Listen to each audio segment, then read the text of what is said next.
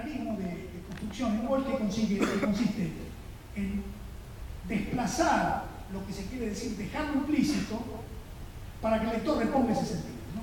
Walsh ha defendido siempre al lector, y esto me parece que también es un sentido que está ligado al policial, porque Walsh siempre ha defendido en el lector policial, en el lector de policial es la capacidad y el desafío con el que se enfrenta con el escritor.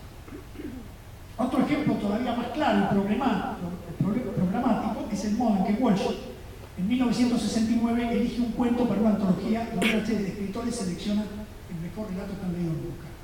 Borges, Calain y Sábato eligen cuentos muy previsibles, mientras que la elección de Walsh define con claridad su poética narrativa.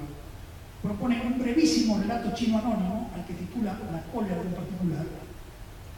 Por un lado hace ver que la literatura no solo pasa por los grandes nombres, sino que en el océano de los relatos hay ejemplos de extraordinaria eficacia narrativa.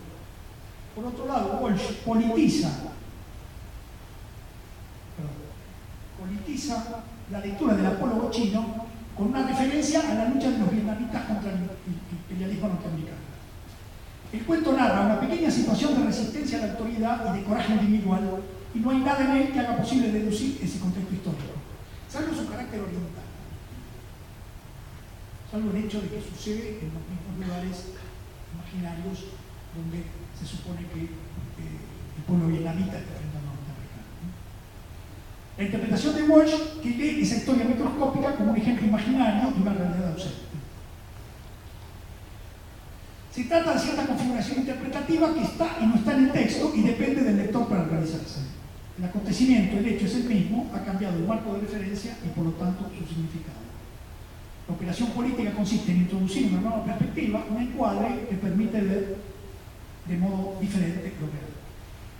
Con esto lo que quiero señalar en los dos casos. En el primer caso lo que quiero señalar es esta capacidad de Walsh de ir hacia los otros y escuchar esa voz, ¿no?